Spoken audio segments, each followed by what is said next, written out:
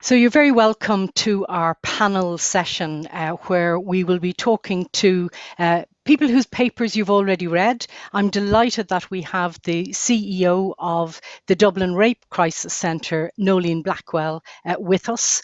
We also have Sean Cooke, CEO of the Men's Development Network, and I'm delighted to be joined also by CEO of Safe Ireland, Mary McDermott. You've read their papers, you've seen their recommendations, but I'm hoping that we can dig a little deeper into some of the understanding behind the recommendations that they have presented to you and that you've already read. So with that in mind, Noeline, if I could kick off with yourself, first of all, following on from your paper where you outlined very clearly the link between sexual violence and gender inequality, can you explain why one of your key recommendations is the establishment of a national focal point to coordinate all actions to end or tackle sexual violence? Yeah, Gráinne, thanks for the question, and it's a great honour to be here and to be addressing the citizens, so thank you for that too. But look, even well before COVID-19 hit, the widespread prevalence of sexual violence in Ireland was being called a hidden epidemic, not just by us, not just by government ministers, but quite generally. But there's currently no body, no person, no office in charge of managing that epidemic, let alone getting rid of it.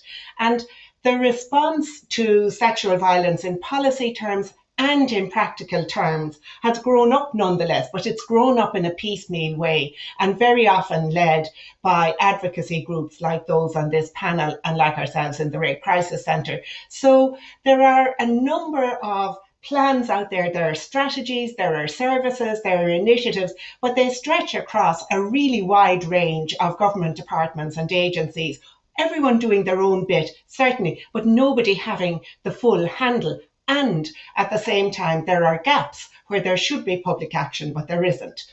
So, in spite of public officials knowing that they have human rights obligations and legal obligations to deal with this epidemic of sexual violence and those harmed by it, and in spite of the fact that we could have a safer, more equal society if we dealt with this, we still don't have that one body, that person who is responsible for delivering the solution that we know exists and who'd oversee the big picture in an organised way. And therefore, as a consequence, there are delays in bringing this epidemic under control. There are delays in reducing the size of the problem. There are delays in increasing safety, in increasing equality, and as well, we're likely to be wasting public resources. So that's it. Sean, can we come to you now? You advocate for a non-adversarial approach to tackling gender-based violence. Can you elaborate a little on what changes to the current approach this might entail to better address ending gender-based violence? Well, good afternoon, Gráinne, and to all the citizens. And it is indeed a privilege to be here to offer our analysis and opinion. I suppose it is really interesting in terms of COVID, what has come out of COVID, and that certainly what it has shown that we can actually change the way we do things very, very quickly. And I think that's really interesting kind of learning that we've learned from COVID, a positive outcome from it. And I suppose running with that then, it also gives us an opportunity to think about how we do things. And I think this is where we will come forward with the non-adversarial approach. It is an approach that we in the Men's Development Network have been engaging with for a long period of time to try and encourage ourselves to build allies among the women's organisations in terms of addressing gender-based violence. And so it requires us to be in a position where we actually can become allies, without having to lead, which is always the most important thing. So we would advocate to promote an approach that we have around stepping in, where we support women's organisations and allies in relation to gender-based violence and gender equality, stepping up when we need to confront the behaviours and challenge them in those days, and then stepping back when we know it's time for organisations and other people to kind of lead forward on the particular initiative. So it's that type of approach that we look at. where we actually try to address a non-adversarial approach. The other area of where we think a non-adversarial approach will be useful is certainly around the courts. I think there are a lot of recommendations in the O'Malley report now that have been brought forward that certainly should make the experience far better for people when they come forward. But I think that there's always room to kind of improve on a system, and I think the outcomes that we know around the court system are really, really poor for both society, the individuals, the victims, and all the other extended families around these particular events. So really, really poor outcomes overall, especially around the length of time and various things like that. But we certainly think that, and not to take away from the civil proceedings or the criminal proceedings of that a more maybe a restorative, non-adversarial approach would be beneficial, and it kind of runs in lines with our principles of working in partnership, collaboration, and openness with people. Great. Thanks very much, Sean. Mary, coming to you, you're very welcome.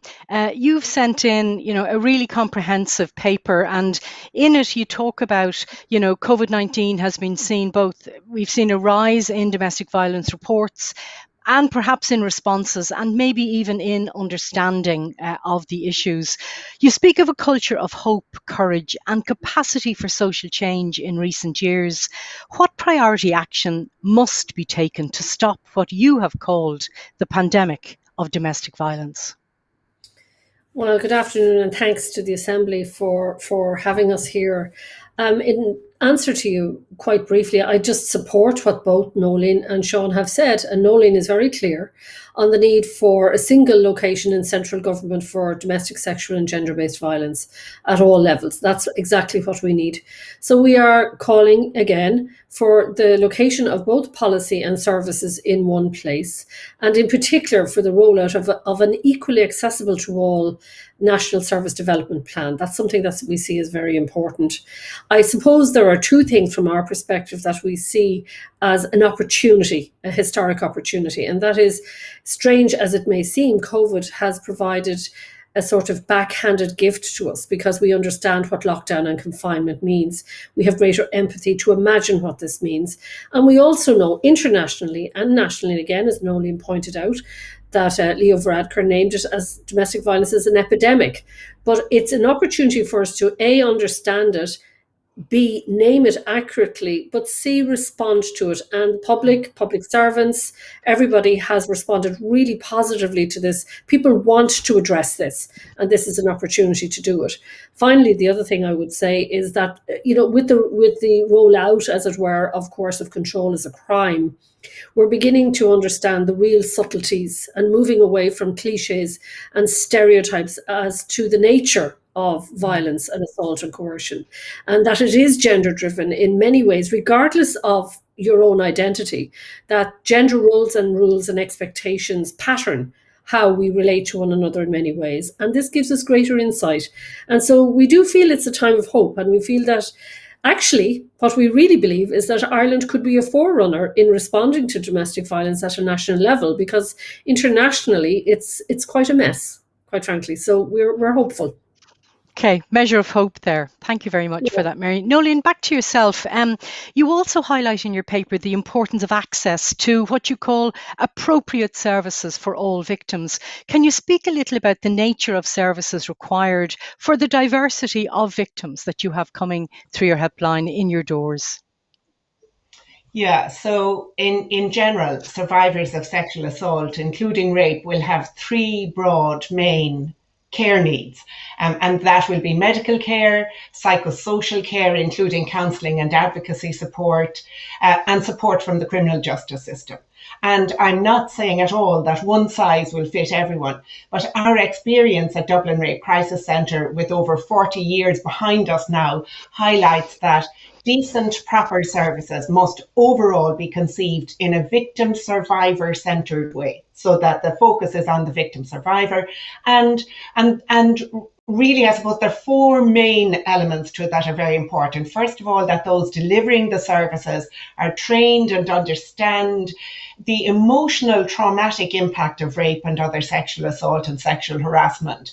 Preferably those services will be specialist services where people don't have to keep reporting and reliving their trauma again and again. That's particularly true for children and especially vulnerable people. So that's item number one. Item number two is that medical and psychological services must be known to be confidential and independent. Thirdly, for the general run of services, where services aren't focused on sexual violence, there still needs to be a basic level of training and awareness. I mean, given the high prevalence of sexual violence in our state, most service providers are likely to encounter people who have been impacted by it. That might be a HR department in a large company, might be a social worker, a teacher, a GP, a lawyer, someone supporting parents. They all need the skill to deal with it. And the fourth thing is that services must be available in a timely way, be that immediate examination or counselling within a short time frame, or getting a case to court in time. And the importance of the victim-focused approach with expert services delivered in a timely way with a basic understanding of other service providers, the real impact of that, it can have a huge consequence for those who need the services and for how people adjust and recover. Thank you. Thanks. Thank you, Noeline. That's very clear. Sean, one of the proposals you've made is to insert a gender equality article into the Constitution. Could you briefly think what impact such an insertion might have? Yeah, well, I think I suppose when we talk about our Constitution, we see it as a guiding light in terms of the type of society or of what we are and how we want to present ourselves. So I think it's really important that within that there is a definitive article that talks about gender equality within the Constitution itself. And what that does is it sets out our values as a society and as a community and as a country. And it sets out where we're coming from and the type of society that we want to be. So I think that's the first thing it does. It sets out that tone. And I think when we talk about the engagement around working with victims of domestic abuse and violence and sexual violence, our tone of how we actually conduct those services that Noeline put forward there is really, really important about how we engage with these people. So tone is really important, and I think having a particular statement, an article within the Constitution sets out that thing. But I think it's also a clear a statement of our intention as a society and as a country about what we want to do as a nation in relation to it. So there are probably two outcomes with it. One is that, and I mentioned this, that there could be a raft of constitutional challenges, which is a potential outcome of putting in a particular article like that. So I won't be naive to say that there mightn't be, there possibly could be.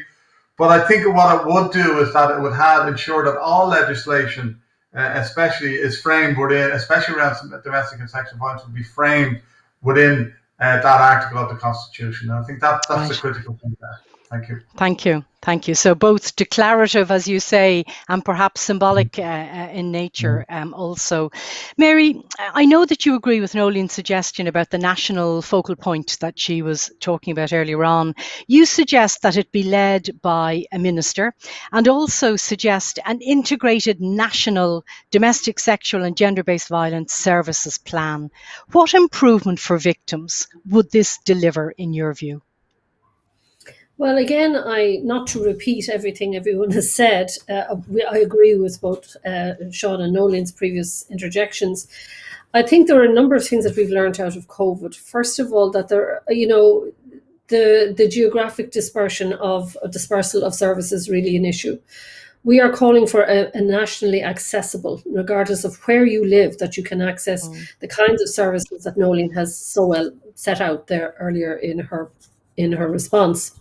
I think that there's a real need now for us to identify domestic violence itself as a core social problem, that we understand that it is not reducible to a personal flaw, it is something that we learn, and that therefore we have to have an appropriate infrastructure, whole wraparound services. It cannot be, for example, solely focused on justice. while this is absolutely necessary, we need housing, we need social protection, we need medical supports, we need therapeutically trauma-informed supports. There's a whole wraparound system there, certainly focused on children and young people, so that we begin to take this matter very seriously, dismantle it, and create then an integrated service that's available to everybody at local level. And that's something that's really important for us. Very good. And Noeline, can I come back to you finally? If I was to put you to the pin of your collar, what's your number one recommendation? Yeah, of course, we love all our recommendations. But if I have to pick one, then I pick the one in the middle, the building better awareness of the harm of sexual violence. And I picked that because if we actually do recognise how much harm is done by it, harm to us individually, harm to our families and friends, harm to our society, if we understand that, then we'll want to implement all of the other recommendations, because we will know that removing or even reducing the harm will lead us to a better, safer, more equal society for everyone, regardless of their gender. Thank you, Noeline. Sean, same question to you. Your number one, very briefly.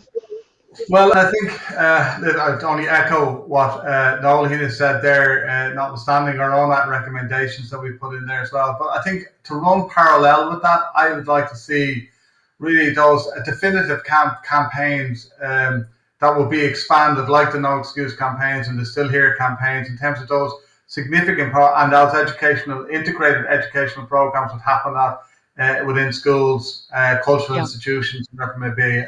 That would be the clear program. I'd like to see a clunk click every trip kind of campaign in relation to domestic violence. Okay, thank you. Mary, for you, key recommendation. Last word for you. Yeah, one hit wonder. We want a central location in government, a single location for domestic, sexual and gender-based violence in central government. We want policy and service development in one location, and we want the rollout of a skilled community-led response. Excellent. Thank you very much, all three of you. Really clear. Appreciate your time. Thank you.